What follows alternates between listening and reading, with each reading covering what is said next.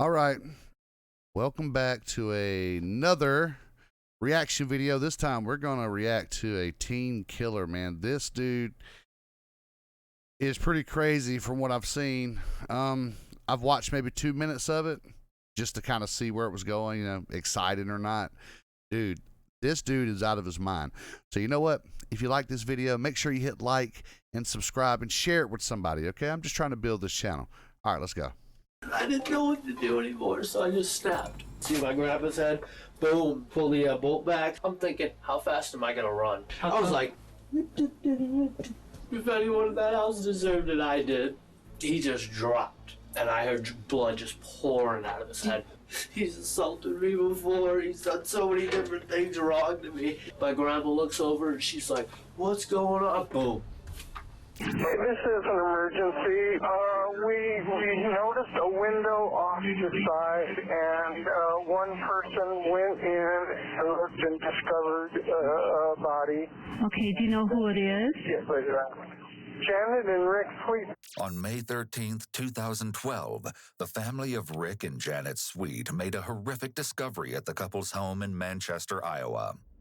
They had no idea the dark secrets that were soon to be uncovered. But in this twisted case, it was the police who were left shocked at the admissions of a too-honest killer, a killer who you will hear from in an exclusive, never-before-heard interview. The relatives of Rick and Janet Sweet had planned to celebrate Mother's Day, as was their yearly tradition. But as the family approached the house that day, they instantaneously felt that something was very wrong. This feeling was confirmed when they knocked on the door and no one answered.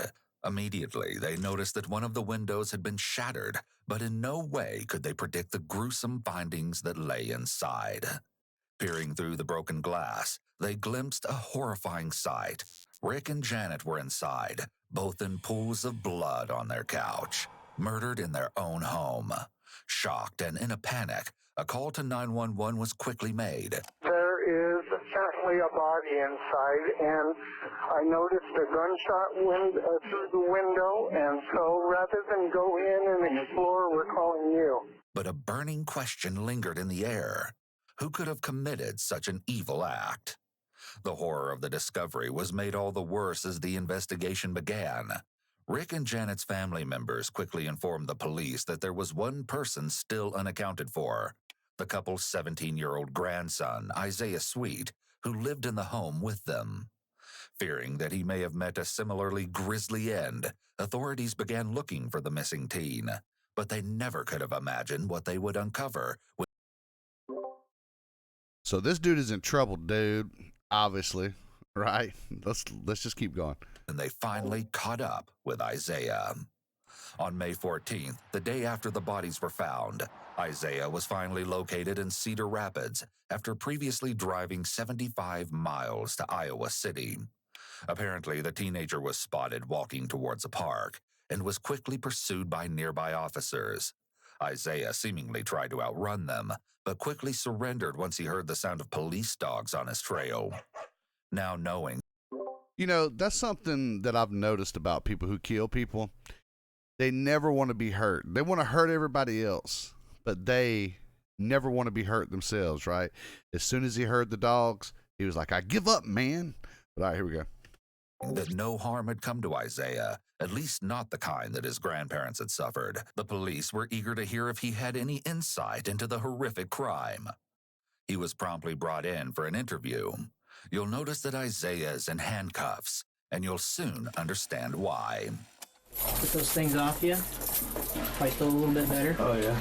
You're gonna be good with me, right? Yes, sir. All right. The detective offers to remove Isaiah's handcuffs as a gesture of goodwill and to try and build positive. Well, of course he's going to be good with you. Like I said, he doesn't want to be hurt. He knows you're a man that can fight back. He doesn't have a weapon. I mean, obviously the dude's a pussy, right? So he's not going to fight back. Of course, he's going to be just fine. Positive rapport with him. This also serves the purpose of removing the constant reminder that Isaiah is in police custody, which may help him feel more comfortable. Why don't we shut this thing for privacy, okay? Yes, sir. Grab some of that food, okay, Isaiah? Isaiah, since we haven't officially met, hey, My Nice to name's meet you. Scott Rieger. Okay, I'm an agent with the Iowa DCI. I am a police officer. I never don't look like it, but I figure this is a little bit more comfortable for me. So After this, is there any way I can go to the hospital for this? I cut it open on a rusty fence, and Absolutely. I'm pretty sure Absolutely. I'm worried about tetanus. Yep, no, absolutely. Isaiah isn't being interviewed in a typical interrogation room, but instead is in what appears to be the detective's office. This isn't ideal, as there are numerous distractions that will be a constant reminder of where he is. I'm going to show you this here. This is called a statement of rights and acknowledgement. Okay, so let me say this first, because I know I've read through the comments on this video just a little bit while I'm sitting here on my telephone. And I see people saying, oh, they only treated him like this because he was white and blah, blah, blah, blah, blah. They're giving him food because he's white. No, bro, this man just killed a lot of people. And they want him to think that they are friendly, so he will talk. I don't understand why people don't get this concept. You know, they done the same thing with Dylan Roof. Like, you'll still hear the same thing, this lie to this very day. They'll say, well, when Dylan Roof got picked up by the police, they took him to the Burger King. No, they did not. They took him to the interrogation room, and then they brought him Burger King. And the reason why is, for one, they have to feed you if they have you in custody because they're responsible for you, just like they feed every black person, Mexican person, Asian person who's in custody. They just don't go around and say, oh, you don't get any food because you're black. Oh, this white boy, he gets food, but you don't. No, they do that to make you feel comfortable. They want to seem as if they're your friends, right? All right, I mean, it's very simple. It's not because he's white, okay? It's not some white supremacy nonsense. Of the waiver, okay? Right to I'll read remain this to silent. you. Anything I say can and will be used against Yep. me in a court of law. Right to an attorney if I cannot afford one will be appointed to me. You've got those things down already, Yes, sir. don't you? Okay, let me read these to you. Is that all right? All right. All right. Isaiah may be trying to show off or appear smart by reciting his Miranda rights. However, all he's done is prove that he's quite familiar with the criminal justice process, possibly due to past encounters with police. Regardless, it's the detective who must read Isaiah his Miranda rights, and he agrees to continue talking without a lawyer being present. Producers, if you struggle finding Oh, sounds and geez. samples that work Okay, for well, I you, guess I'm then going to have you to buy have this to check out premium, this dude. I have no program. It's choice. called- Sorry about Go that. ahead. Now down. When was the last time you had something to eat? 4 days ago. You haven't eaten anything in 4 days? Right. And we got more food, so if you wallow that stuff down, you want to keep going, we've got more food, we can keep it Damn, coming. you guys make me feel like I Okay. didn't do anything wrong. Why do you say that? Well, let's put it like this. I'm not going to be lying to you guys about anything you ask me. I appreciate that. No problem. Okay? Isaiah appears to be taken off guard by the warm treatment from the detective, especially when it comes to being offered additional food. This puts the detective in a very good position, and Isaiah may be more inclined to give him the information he wants to continue to receive this kind of treatment. They're not going to take this from me, are they? What is it? This is a real Rolex. Okay, where'd you get that from? I found it in a hobo's tent. Down there? Yeah, in CR. Okay, we'll just keep it up there and we'll probably deal with that later. Cops, there was like 4 or 5 cops. In Cambridge? Yep. Okay. Looking for me. Okay. And one of them came up to me, started talking to me, asked if I knew where I was. And I was like, no. So he I didn't don't recognize you Yeah, I at was all? like, no, I don't even know come where he's on, at. Like, I had my hair back to here, Now, what would have been one of the reasons you were pulling your hair back? trying to not be seen. Yeah. Yeah. Yeah, absolutely. At first, he was asking if I saw the other cops, and I was like, nope. And then he was like, do you know who Isaiah Sweet is? And I was like, no idea. Not a clue who that is. What are you thinking the whole time he's asking that? I'm thinking, how fast am I going to run? As soon as he walks away from me. What I want you to do right now is just kind of relax. Go ahead and eat that food. Kind of mound down. Like I said, I want to kind of start and kind of walk back through some things first. All right. Okay? More than anything, I want to know what the brought me to what I did, what's wrong with me. Sure. Then, Like, I'm about to start bawling. okay. Hey, Isaiah. If you cry, that's totally fine, man. I respect that. Okay? You're up. I want to go back so bad. How come? Because I loved them so much. They didn't deserve that. How come they didn't deserve it? If anyone in that house deserved it, I did. More than anyone. Take your time, brother. They raised me since I was 4, and I would fade them with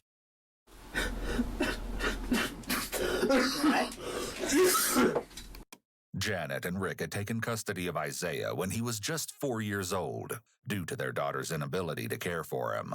Stacy Sweet, Isaiah's mother, had allegedly suffered from substance abuse and could no longer support her young son. But her parents were more than willing to take him into their home. Immediately, Isaiah will answer one of the questions looming over the investigation.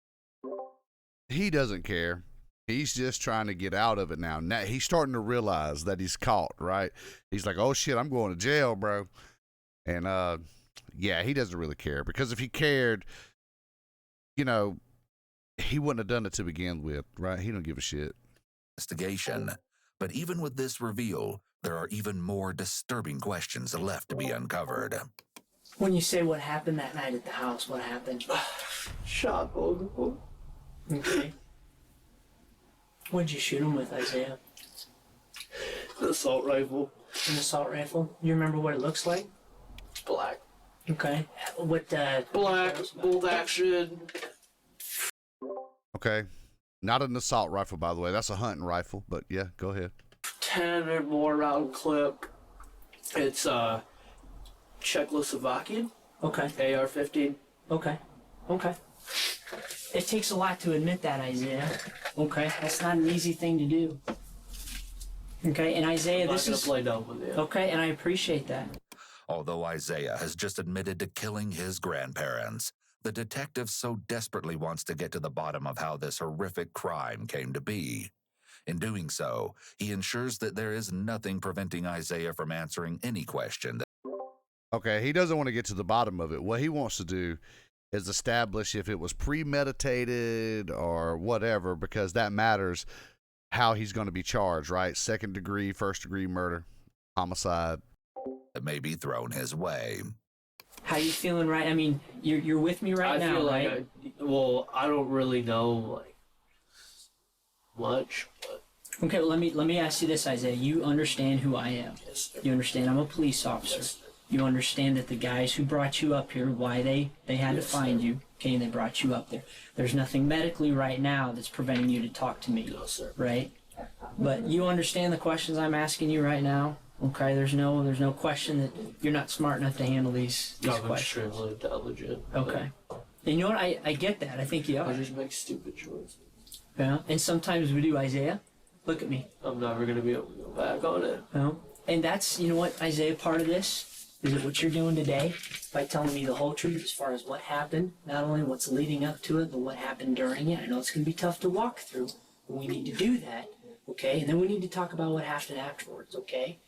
All the details we need with this is your chance to start healing yourself on the inside. Walk me through Friday. What's going on Friday? Walk me through the time you wake up on Friday morning. We'll kind of walk through Friday. that. And I bumped into one of my brother's Oh my goodness. What's up with all these mom, ads, and she man? was just I've so got thrilled to that get he the had graduated. prompt. I'll do that When on the next someone's video gaze for drifts sure. I to got the to. left after they're asked the question, this generally indicates that there is some inner dialogue going on in their head. This doesn't necessarily mean they're being deceptive. However, detectives will take note of this behavior. I sat at home on house arrest all day, Okay, were And then- Grandpa and Grandma home? and then I went down to the basement. Up there's a door that goes into the garage from the basement. I went up to the garage and then in their room, took the assault rifle out of their room, and then I loaded it with 10 bullets. Walked up the stairs, took like a point like this. Had earmuffs on and everything. I took a point like this, stepped up one stair so I could see my grandpa's head. Boom! Pulled the trigger back, pulled the bolt back, shot my grandpa twice in the head. Where was your grandpa sitting? They were both sitting on the couch. Okay, and where were you at? I was on the stairs coming up Like coming up from that landing? Okay, because I've heard, I haven't been inside your house, but you know, some of the guys were up there the other day and they were kind of going through it. hollow point assault rifle rounds. And then Okay. I went up to him and I just broke down, started crying. I told him how much I loved him. Apparently, the teenager was heading down a tumultuous path filled with partying, substance abuse, and rebellious behavior. During his high school years, Isaiah had supposedly begun to fraternize with a crowd of older kids, where he used substances such as marijuana and methamphetamine. Along with this, he allegedly possessed severe learning disabilities, making his education all the tougher to accomplish. Unfortunately, this only led to further issues, as Isaiah dropped out of high school at the age of 16. It seemed that after this, the unruly teen's dangerous actions were beginning to manifest at home. During the course of the last year leading up to the horrendous crime, Janet and Rick had called the police 18 separate times on account of Isaiah's unpredictable nature. On one occasion, that in hindsight would foreshadow the events that followed, Isaiah threatened to kill his grandfather and hurt his grandmother, along with burning the house down. On September 8, 2011, police once again made their way to the infamous house to try and stop the emerging incident. They instructed Isaiah to calm down, but instead of obeying the command, the angry teenager retaliated by going at his grandparents once more, before being handcuffed and placed on a couch. It's reported that once calm, Isaiah was informed that he would be charged if the officers had to return to the house. Numerous other encounters consisted of the same nature: violence, substance use, and threats. At one point, Isaiah was supposedly threatening Rick and Janet so much that they wanted him to be placed in foster care. But they were promptly notified that this wasn't an option, as Isaiah's mother would have to be the one to take him in, which the grandparents did not want. On April 11, 2012, the most recent call to the Boy, that turned out to be a big mistake, didn't it? police was made due to the fact that the teenager was using a lighter and aerosol to make a blowtorch inside the house. When police arrived, Janet insisted that rather than arresting Isaiah, she simply wanted him under control. The officers helped to calm the situation before they left without incident. Another call to law enforcement occurred when the grandparents suspected that Isaiah had been using illegal substances, which was confirmed once a search discovered a marijuana pipe within the residence. Despite the history of police calls, Isaiah tells a very different story of this turbulent period in his life, and you'll hear it all for yourself. I've tried to kill myself every single night since it happened. Take your time, man. It's possible that Isaiah is seeking attention or sympathy from the detective. I just want to know what's wrong with me. Well, would you agree that there's nothing wrong with you, Isaiah? Would you agree with me on that? From this standpoint, Isaiah, look at me, okay? Okay? I don't think that there's anything wrong with you. I'm just going to prison for the rest of my life. Well, Isaiah, let's not focus on that right now. Let's focus on getting past this thing right now as far as what happened, okay? If you can focus on those details with me, okay, we'll worry about all that other stuff later. Okay? You're a normal, smart kid, right? Okay, you're nodding your head at me, yes, all right? And I've spent the last 2 days with a bunch of our other agents. We've been talking to people that know you. I haven't heard one person that said, you know what, that guy's a moron. You're a smart guy. Okay, would you agree with me? Oh, we've talked to all your friends, okay? People that used to know you from school, okay? And Isaiah, the story that they're telling us is that you're a pretty smart kid. Would you agree? Really intelligent. Yeah, okay. So I don't think that there's anything I took wrong. an ACT pre-test stick out of 32. Okay, that's pretty good. Yeah. It's pretty good. But you would agree with me there's nothing wrong with you, right? Just whatever came over me other than that, though. Okay. The detective may be trying to confirm that there is nothing wrong with Isaiah that could potentially indicate that he was not in his right mind when he committed the murders. At the same time, it's possible that he's flattering Isaiah about his intelligence as a way to build rapport. Let me ask you about this. I think you mentioned that you went downstairs into the basement. Which did you go for first? Did you go for the rifle or did you go for the ammunition? Walk me through that. Okay. When I went downstairs, first, I was just going to hit them both in the head with a bat. Okay. So it wouldn't be so messy, you know, wouldn't be gunshot from an extremely loud assault rifle. Sure. What's going through your mind when you're making that choice? When I came up right behind my grandpa when he was washing dishes with a bat in my hand. I put it right behind his head. Came back like this and I couldn't do it. That night? Yeah. Okay, did he notice you were back there? And I came up behind him about 15 different times and he didn't notice me once. What about your grandma? Nope. Oh my goodness, My name's these Jay Scott, I'm the ads, founder of bro. 120 DC. I'm sorry, guys. We've written Emotionally, it would be much more difficult to kill someone with an object like a bat or knife. It would most likely take numerous strikes to actually kill the victim, so the perpetrator would see their facial expressions and reactions as they were attacked. This may have been part of the reason why Isaiah chose a murder weapon that would almost guarantee a quick finish. It also creates physical distance between the perpetrator and the victim, making it easier to carry out the act. Okay. Where was Grandma at? She was out in the room. What was she doing? She was sleeping. Okay. The gunshot woke her up. Okay. The gunshot when you shot your grandpa? She didn't know what to do. She looked over at her husband. His brain was hanging out of his head. Like, I'm not even being exaggerative at all. Sure, and I wasn't up there. Like, this whole part of his head right here was gone.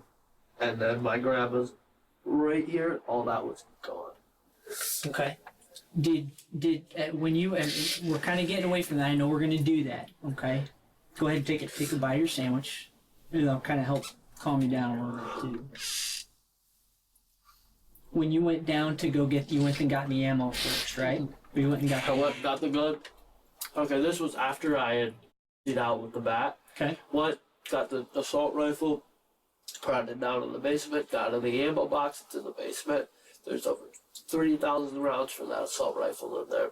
Does he keep his ammo down there? So you knew his ammunition was downstairs. Yep. Okay. Does he keep it under lock and key or? Nope. Okay, so you knew that you Yep. have free access to it. Okay. And so what did you do next? Got the hollow point rounds because I knew they'd do the most damage.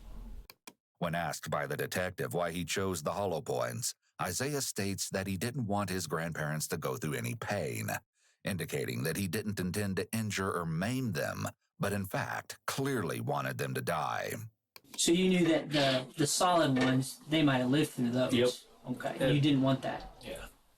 But shot my grandpa, he just dropped, and I heard blood just pouring out of his head. My grandma looks over, and she's like, "What's going on?" Boom. Shot right there, grazed her head, and she was still moving, so I shot her right here through her head. How close were you, Isaiah? I could have made the shot for 300 yards. I'm an amazing shot, but I was probably 10, 15. Holy shit! I'm an amazing shot. I could have hit it I could have hit it from 300 yards away. I mean, and just listen how he tells this story, bro. Like, he's just telling it like it's nothing. He just blew his grandparents away, and it's nothing to him. Feet away, if that. Okay. Well, honestly, from the barrel of the gun to my grandpa's head, 6, 8 feet. Next, the detective asks Isaiah why he wasn't able to go through with using the bat as the murder weapon. Why'd you stop? Why didn't you use the bat? Bring myself to put them through any sort of pain. Okay. And I think you mentioned it would have been too messy too, right? No, I didn't want it to be messy. Okay. That's why I wanted to do it with a bat. Okay. Okay. Did you think the bat would be a cleaner way to kill him? Cleaner. Okay. Had you done any research on the internet about this, or? Yes, sir. Okay. What kind of websites did you go to? Let's put it like this. I was typing in best ways to kill somebody and all this And if I would have waited one more day, I would have killed them the cleanest way possible. Which is what? Nicotine poisoning. And Isaiah, you understand that these are your grandparents. You know that they're human beings, they're people, right? Yeah. You're nodding your head at me, yeah. Okay. Is there any particular time why you only shot Grandpa once? Because I heard blood pouring out of his head like So you knew fire hydrant. You knew he was dead. Oh, yeah. Okay. And why the 2 shots with Grandma? She moved right after I shot her. Okay. Did she look at you? Or did she say anything after you She shot her? twitched, and I thought maybe it's probably just the twitch they get after they die, where they just excreate on themselves. Sure. But Yep, I know what you're talking about. I just wanted to make sure because she was the only one that I actually cared about. Okay. You think you were closer to your... Jesus Christ, he cared about her? I mean, imagine if he hated you. I mean, good God, this dude, I mean, I don't understand people like this. Grandma than your grandpa? How long you been living with them? Since I was 4. Okay. And honestly, I wish I would have myself that night. How come? Because they didn't deserve it, and I did. When it's over, okay, and you know that did you check to see if they had a pulse? Did you check them at all? My grandma's whole side of her face was blown off, and so it's Okay. his. So like his brain was like on the coffee Okay. table. But you didn't go over Yeah. and, just to double I check. kissed both of them and then packed my left Okay, why'd you kiss them? because I love them. Landsweeper automatically discovers and identifies any asset in your environment. Depending on the asset types found, we retrieve all kinds of device-specific hardware information, as well as an extensive list of installed software. Kissing his grandparents after killing them could be an indication that Isaiah may have had some sort of emotional response after all. But at the same time, he may be lying, as he would have likely gotten blood on his face or clothes, and he made no mention of changing before packing his bag and leaving. If he is lying, he may be trying to present himself to the detective as remorseful or caring. Furthering this, Isaiah then states that after he had committed the unthinkable acts, he prayed for forgiveness. Did you pray for forgiveness because you knew what you did was wrong? Right away, I just did. Right away, I wanted to take it back. I don't know why I did it. After that, you said you packed up some stuff and then you left. How much time did you spend in the house after they were shot? Half an hour. Okay. Drove straight to Cedar Rapids. Met up with my ex-girlfriend. There, threw the assault rifle out on 13. Okay. On Highway 13 Yep. or? Didn't see it on the way back, so. Okay. I figure if someone sees a really nice gun laying on the side, They'll probably pick it up. Okay. surprised the police didn't find him for me. Okay. Well, and we'll talk about that too. Okay. This signals that the detective may already have knowledge regarding the murder weapon, and the police might even have it in their possession. As you're getting stuff ready in the house, did you pick up any stuff? Take anything out?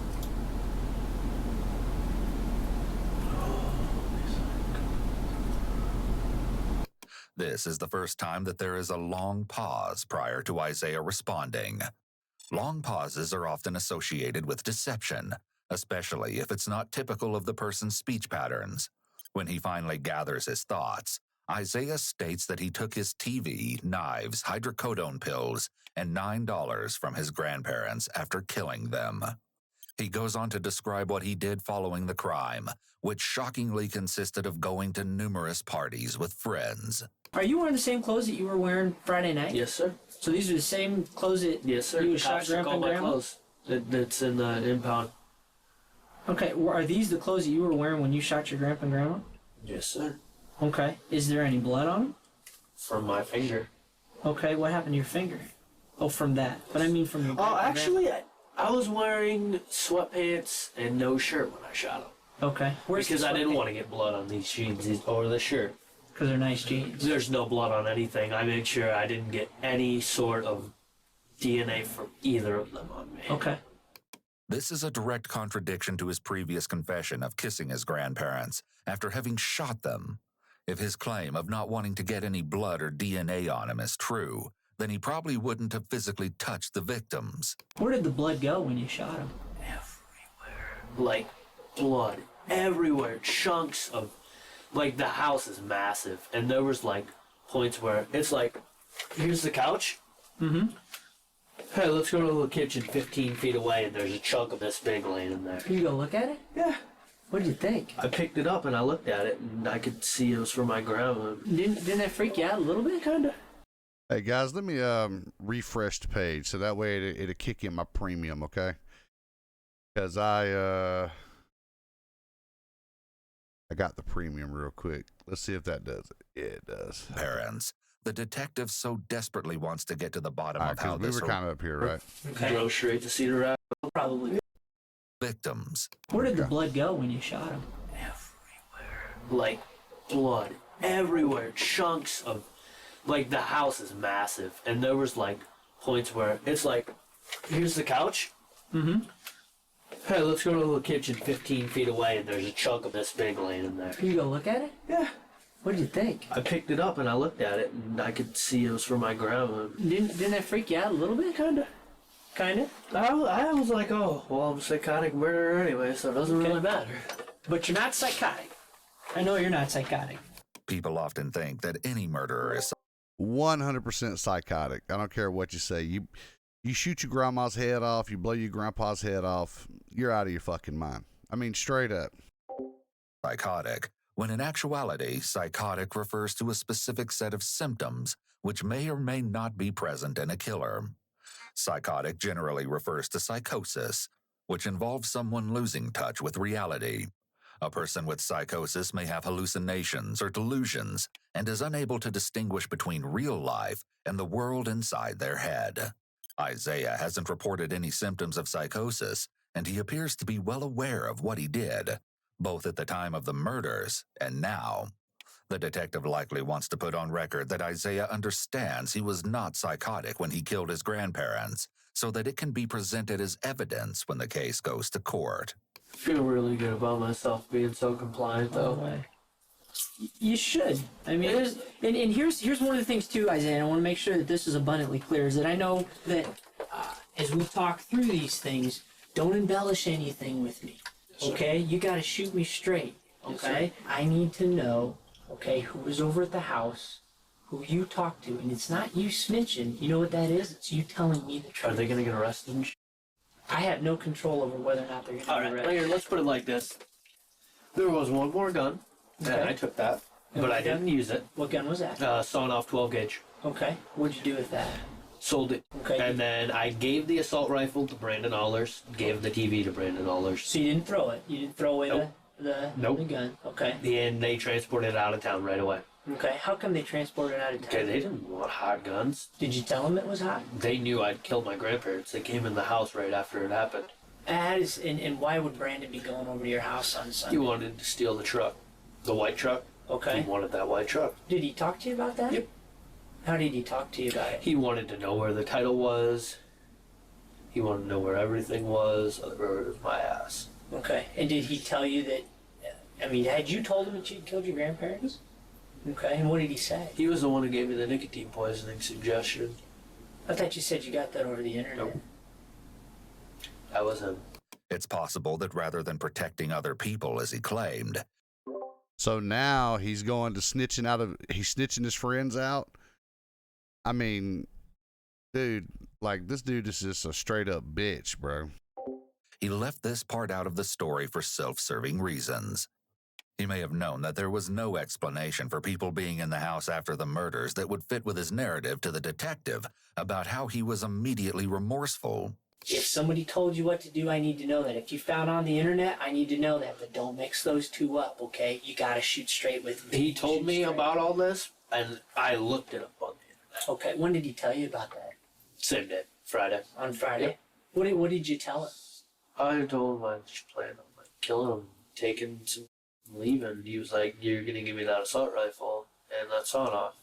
Isaiah tells the detective that immediately after shooting his grandparents, he went to pick up Damien, a friend of his, before supposedly bringing him to the crime scene. That fact that Isaiah brought his friend over to the house after committing the brutal act is disturbing to say the least.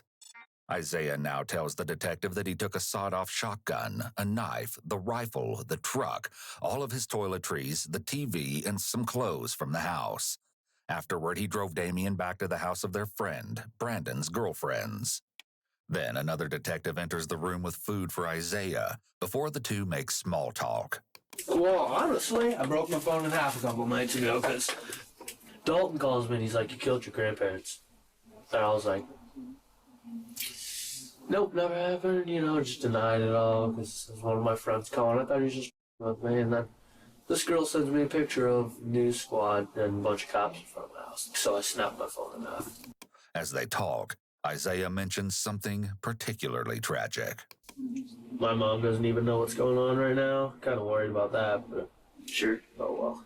That's understandable. It's your mom. Yeah. When was She the last doesn't even time know you her talked to parents her? are dead. Oh, she doesn't know at all? No, she doesn't know her parents are dead. When was the last time you talked to her? Probably 2-3 hours before I snapped my phone, I called her. Okay. She was pretty much the only person I didn't tell the real story to. Okay. I told her I was on the run. And a few of my friends, I was like, "Oh, I sold the truck and just left." Sure. A couple of them, "Oh, I killed my grandparents." "Oh, well, let me come over to the house and loot." Isaiah's stories seem to be rather jumbled, but this could be out of anxiety from the interrogation, or the fact that he knows he is caught and there's no way out at this point. When the first detective enters the room again, he begins to question Isaiah's tale regarding his apprehension. Why you run from the cops? What were you afraid of? One of my friends in CR told me that they were going to handle me extremely roughly because I did what I did. Yeah. And I didn't want to get tased or... Sure. I just wanted to get shot. Why'd you want to get shot? So that I wouldn't have to... Okay. Why didn't you want to kill yourself? Because it was too damn hard. It just didn't work, ever. Just didn't work. Never works. Okay. I just think God wants me here for some damn reason. Okay. Why do you think then it was okay to shoot your grandparents but not yourself? Because he's a pussy. I mean, that's a tough question to ask, right? Yeah. I know it's a sign. It wasn't okay. It wasn't okay, was it? However, his claim about wanting to get shot is incongruent with his behavior of coming forward with his hands up when he was surrounded by police. Isaiah may be once again looking for sympathy from the detective by saying that he wanted them to kill him. Despite Isaiah's confession of his actions before, during, and after the shootings, he still has yet to state exactly why he killed his grandparents. Did you look outside to see if any of the neighbors Oh, lights? yeah. Okay, how come? Well, I mean, why'd you look outside? Because I wanted... Well, I took a shower and packed everything up. I wanted to make sure no neighbors would, like, call the cops. Holy shit. Did you watch? I mean, did you check yourself for...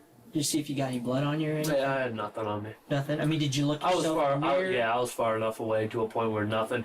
Like, all the stuff went... They all went that way, and I was this way. Okay. I mean, there's probably some traces of guts and brains on my feet because I kept stepping on people, and it was really gross. What were you... I mean, were you barefoot when you shot him? Mm-hmm. Okay. And you haven't washed your feet or anything since then?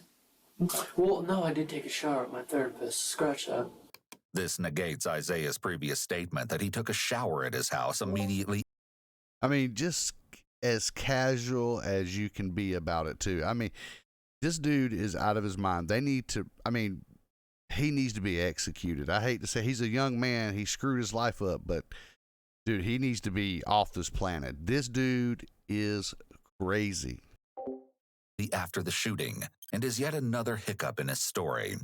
He goes on to explain how his therapist, Candace, is his aggression replacement therapy teacher and is one of the few responsible adults in his life, if not the only one. Later, however, exactly how Isaiah arrived at her home following the crime will be uncovered, and it only goes to show that wherever Isaiah was, trouble wasn't too far behind. What's aggression replacement treatment? How not to do stupid shit that gets people besides me hurt. Okay. Like how not to hurt people around you. Okay. I'd passed the class the week this happened. You've been doing pretty good in the class? Good. Okay. Isaiah states that he took the rifle, 12-gauge shotgun, and TV to Brandon's apartment in Cambridge, where the friend was allegedly going to buy the guns. Supposedly, Isaiah was never compensated. As a result of Brandon's involvement, Isaiah has some concerns. I know they're probably going to be in jail for a while for this. Are they going to go to the same building as me? I have no idea. Because I'm really... That's what I'm... Okay, so now, see, he's worried about this dude, Brandon, beating him up. Just like I told you before. He's okay with hurting other people, but when it comes to him getting hurt, they do not want it. It's like this with every one of these things I watch. I mean, they're just straight pussies, man. They love hurting other people, but if somebody's going to beat them up or shoot them or kill them or let the police dogs attack them, they immediately give up and they start being scared. Just straight bitch in his blood, dude. Straight up. I mean, just pathetic. Kill this guy. I mean, seriously, this guy needs to be executed as fast as you can get him there. I'm really, really worried about. I have no idea. I saw Brandon earlier. Really? Yeah, I told you we were talking to your friends. What'd you ask? What'd you talk to them about? We were trying to find you. Where Trying did to they say find I out where was? you were at. They didn't know where you were at. So, did they know where you were at Oh, yeah. the whole time? Oh, yeah. I was in contact with them every single day. Okay, with what? My phone. The detective informs Isaiah that he is well aware that the teenager's cell phone had abruptly been shut off during the course of events on Sunday, May 13th. But he wants to hear from Isaiah just how that came to happen. One of my friends sent me a picture of the crime scene, told me I killed my grandparents, so I snapped my phone in half so they couldn't trace it. Okay. I'm So not how a did stupid you? person. I know you're not. I know you're not. I'm a stupid. very smart criminal. You are. I've got a criminal mind. Okay. I do. This is likely a sign of narcissism, as Isaiah may see himself as superior and more clever than other people. And once again, the detective portrays a sense of admiration, which is likely to play into Isaiah's narcissism and keep him talking. Built that way. I've got it in everything, man. So when you say you're talking to these guys, when you're kind of on the run, before you broke your phone, are you texting them? Are you communicating with them on Facebook? What are you doing? Texting, calling. Okay. You got any access to the internet on your phone? It was a flip phone. I was tweeting a storm up, though, and I think I updated my Facebook status a couple times through, like, you can text it to Facebook. Oh, okay. What were you updating on your Facebook? I don't know what it was on Facebook, but I know I was tweeting a bunch of random. This old black dude said that was really high, and I thought it was hilarious. Isaiah did in fact contact his friends following the murders, even confessing to one of them his additional crime of theft, texting a stolen Chevy Avalanche. Cham. His friend's response, a simple LOL, followed by Isaiah's chilling return, I'm nuts. Along with this, Isaiah began to post alarming statements on Twitter, starting on May 11th, the same day of the murders. Isaiah stated, "No excuses, no apologies," followed by, "I'm dying." But his next quote was even more horrifying, as it was posted around the same time as the violent shooting was committed. At 12:10 a.m. on Saturday, May 12th, he wrote, "Time to live my life." The detective switches gears by inquiring about Isaiah's run-in with law enforcement on the early morning of Sunday, May 13th. You'll recall that this was the day Rick and Janet's bodies were found, 2 days after they were shot.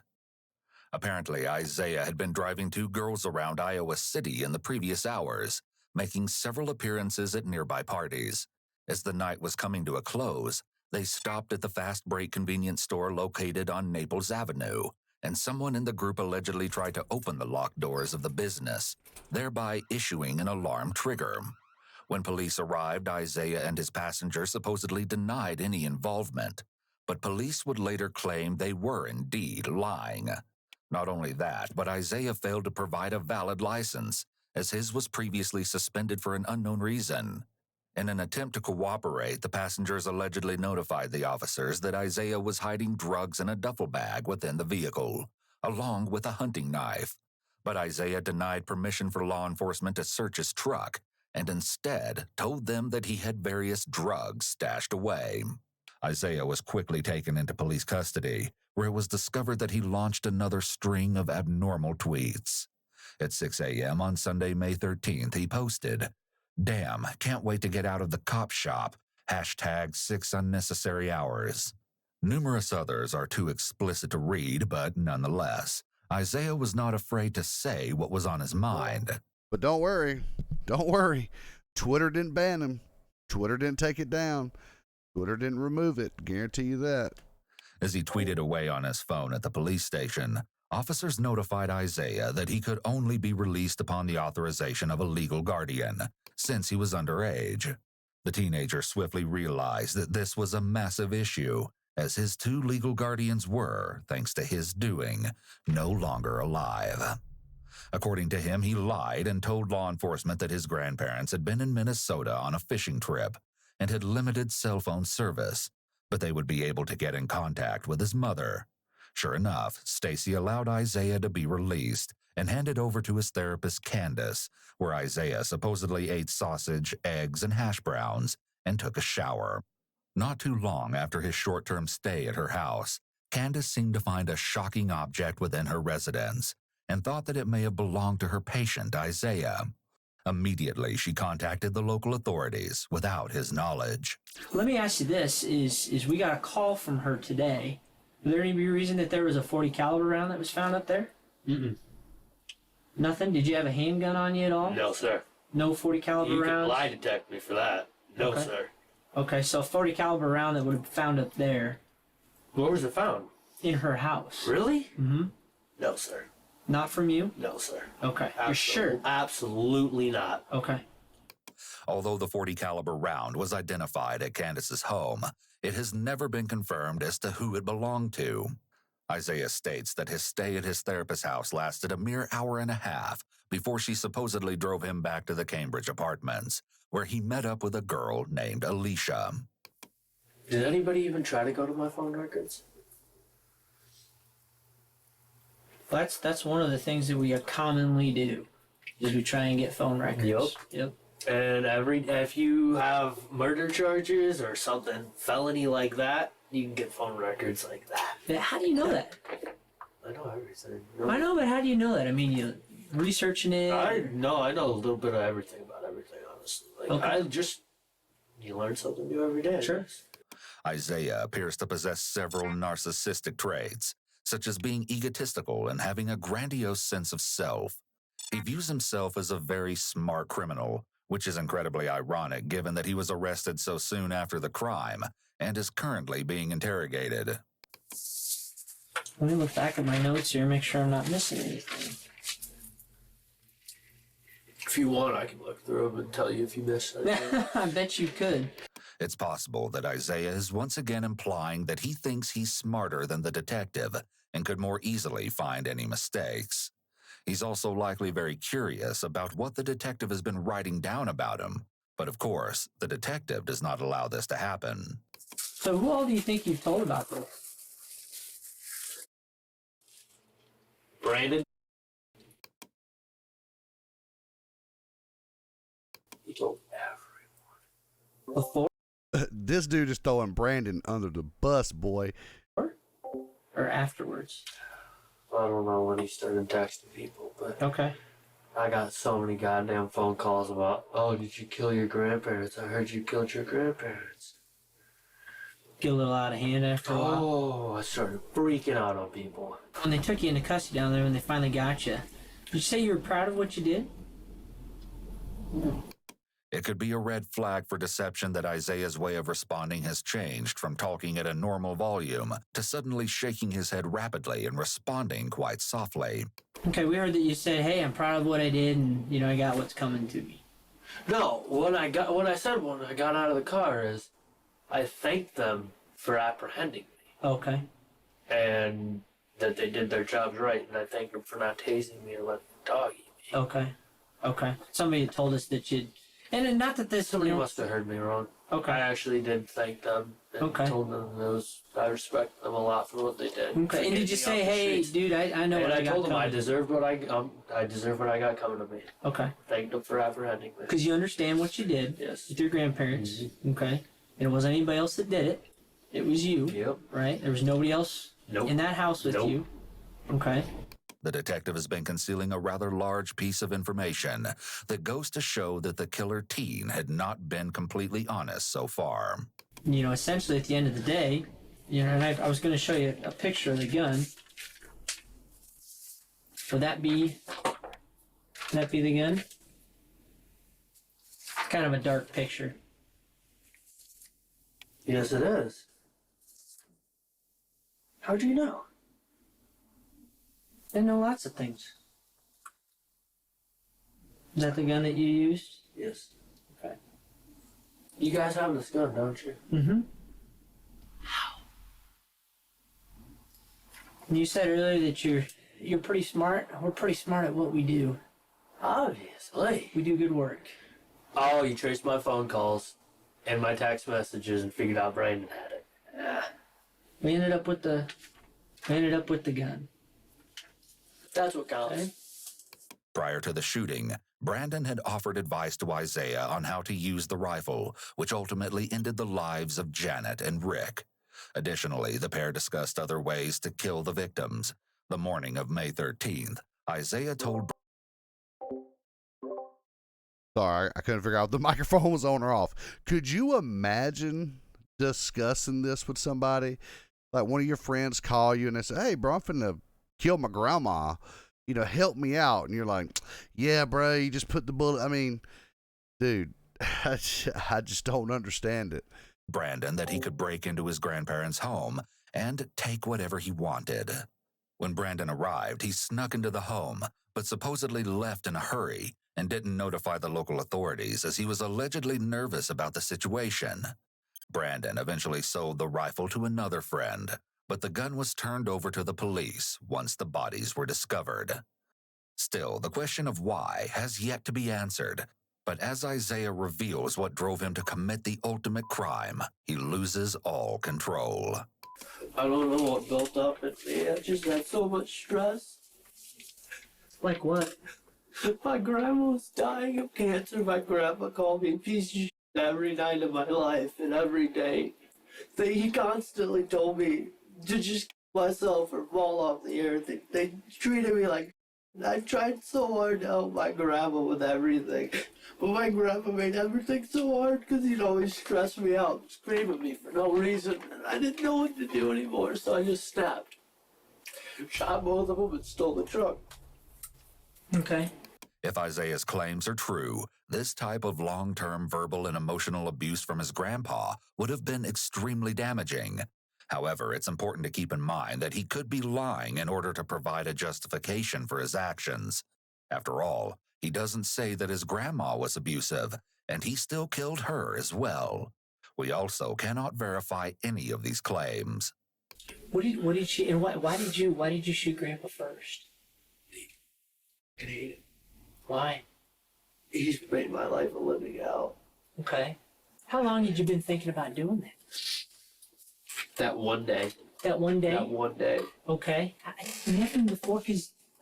Well, I had thought, but I never really made a plan. Okay, when you say thought, what kind of things are you thinking? I wanted to kill my grandpa, but I never wanted to hurt my grandma. Yeah. It's just, I could have just left her there. Shouldn't did it. Isaiah's legs are shaking, possibly from the anxiety of being questioned or reliving the trauma of committing a violent crime. If he had previously been a danger to himself as he claims, this could also be the cause of his notable trepidation. Okay, and did he see it He coming? didn't even notice. I mean, where was he was looking? so drunk and high on his oxycontin and hydrocodone, Okay. he didn't even know where. Let me do this if I can. If you stand up real quick. Yes, sir. If I'm your grandpa sitting over on the couch like here. Are we this close? He was sitting like this, Okay. kind of down like that. I was right about here on the stairs. Okay, so is he hunched over? Is he asleep? Yeah, no, he's just out of it Just like on his this. drugs. So Yeah, he was hunched like over this. like. Well, I was on the 4th or 5th stair down at first, so I could see his hair from there. When I took the first shot, I took one step up, a stair up, so I could see his whole head shot. Where the And first then- shot hit him? First shot straight through his head, Right here? right temple. Okay. Right temple? No, like right in the temple. Oh, right in the temple. Okay, and what'd he do? Smacked his face off the coffee table. Okay. So when you're coming up the stairs, did you kind of sneak up the stairs a little bit? I was like, How come? I didn't want him to hear me. Look at that, bro. This dude is absolutely insane, bro. Like, he needs to be executed. I'm not even joking, man. This dude needs to go. Okay. Okay. And then, like, as soon as And where's Grandma? I took this step right here, Grandma would be like 3 feet to the side That of you. way? Yeah. Okay. Okay, and I stepped up the first stair, took the shot, stepped up the second stair, took 2 more shots. Hey, Grandma. By demonstrating how the killings occurred, the detective is solidifying the fact that this shooting was not in self-defense or in any way provoked by his grandparents. Grandma treated me terribly. Nobody would ever believe it. He's assaulted me before. He's done so many different things wrong to me. Okay. But he didn't do anything to you that night. And it's just, I could never report any of it because my grandma would always vouch for him and make me look like the bad one. Like, he'd smoke pot with me, and I'd tell it to the cops, and he'd just be like, nope, never happened. Notice that Isaiah's hands are palm up as he talks, which is known as the rogatory position. When someone holds their hands in this way, they may be pleading with the other person to believe what they're saying. The rogatory position indicates low confidence, So if someone makes a statement that they know for a fact is true, their body language should reflect high confidence. When I got busted for paraphernalia, when I got put on probation, that was his fight. I tried so many times to tell the cops that, but they were like, it's in your room. And I was just like, it was his, though. Okay. The detective handles a question raised by Isaiah that is sure to come as a complete surprise. Has their funerals been held yet? No, I don't think they have, Isaiah. I don't know. I haven't heard. Would there be any way I'd be able to go to them? That I couldn't tell you. And I'll tell you, since you're shooting straight with me, I doubt it. Okay. I don't know. I don't make that call. Well, I don't want my family to kill me anyways. Okay. Although we are able to hear from Isaiah throughout the interrogation, he spoke with us in an exclusive, never-before-heard interview where he expanded on the alleged abuse and gave us a deeper look into what he now believes led to that fateful day. There wasn't any, in my head, there wasn't any make it to 18. I've gotten shot twice before I was 17. I didn't think I was going to be around that long. That wasn't a thought. I had no regard for my life whatsoever. Everything I did was so obviously a cry for help that it didn't make sense. And nothing good happened. Nobody tried to help, nothing. So in my head, I was like, all right, I'm on my own, so I'm just going to, I don't know, what do I do? And then once I'm on house arrest, you can't even get away from the problem at this point. So how do you eliminate the problem? Don't get me wrong. I'm not saying that other people failing me throughout my life is the reason I did it. At the end of the day, I'm the reason I did it. I chose to do what I did. But a lot of things could have happened if I would have had options.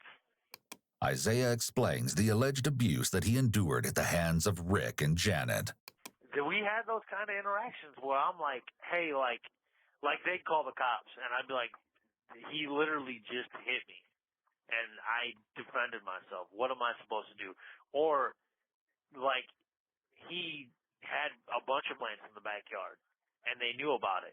And they were like, oh, that's just ditchweed. Just leave that alone. They just pulled the plants and left them alone. And there was a few occasions where I was like, okay, he assaulted me, literally. And my grandma would be like, no, it didn't happen that way. He hit him first. And they'd be like, well, if you press charges, you're both going to go to jail because they both say that you did it first. And it's their word against yours. No one's going to listen to a dumb kid. Who cares about the kid, right? Doesn't matter if a 15-year-old's getting his ass kicked. That's irrelevant. His claims about his feelings toward his grandmother seem to be ever-changing. During this particular account, it seems he's placing at least some of the blame on her, which is in contrast to his statements during his interrogation. I wanted to kill my grandpa, but I never wanted to hurt my grandma. She was a mega enabler, and the verbal abuse and the emotional abuse was from her. She was the one that was doing a lot of the screaming, and she'd always back him up. And great example, I attempted. I was like, all right, I'm just gonna leave. And she's like, I wish you would have just ended up yourself and making it work. It would have been a lot easier on us. She'd say shit like that.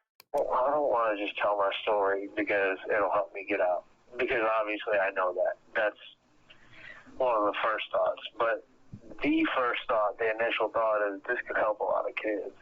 If some kid that's 16 years old is getting his ass beat, hears me talk about it and how it feels to be alone, and it helps them, and they actually go and talk to somebody about it, then that's worth telling my story. That's worth reliving all the points.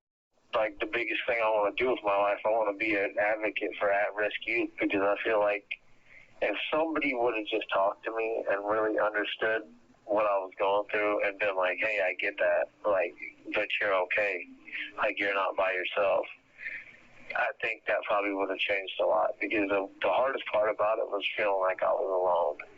Today, Isaiah has seemingly found a new path, even accomplishing some rehabilitative programming, along with achieving his... I actually believe him when he says that his grandparents were abusive and they'd done those things to him. He sounds like he's telling the truth right there. And he doesn't really have a reason to lie now. He's convicted in prison, right? But that sounded like the truth. Probably not, right? But it sounded like the truth. It sounded sincere. But still, you don't kill them, right? You just move out, get a job. his career readiness certificate. His co-conspirator, Brandon Allers, took a plea agreement to testify against Isaiah and was sentenced to 18 years in prison for his part in the horrific murders. This story doesn't end here, though. When police were finally able to search the grandparents' home, they allegedly found numerous internet searches on one of the computers, locating various methods on how to kill someone. In another sickening find, according to news sources, authorities supposedly uncovered inappropriate photos of children. The pictures were allegedly found under the grandfather's account, but nothing else has ever been revealed about the horrendous discovery. What's up with that? You know what I mean? Like, how was his grandfather connected? Because that does seem a little bit suspicious. Maybe he was molesting this boy, and you know, because he said he assaulted him, but I think he meant like physically assaulted him, right? Like beat him up, right? Shit like that. But that is a little bit weird that his grandfather had child porn on his computer, and you know, kind of just got swept under the rug, right? Doesn't that seem a little bit weird? I'm going to find out who his grandfather is. I'm going to look this guy up. During Isaiah's trial, a clinical psychologist testified that during the time period of the crime, Isaiah possessed the emotional maturity of a 12 to 14-year-old. But this did not stop the killer from facing the inevitable consequences. Initially, Isaiah was sentenced to life in prison without the possibility of parole. But in an unexpected turn of events, the judgment was overturned. After 4 years behind bars, Isaiah was resentenced to life in prison with a chance at parole, without a minimum incarceration time. This means that there is no telling when or if he will be released. Oh my goodness. And how is that? This boy he never needs to be out of prison.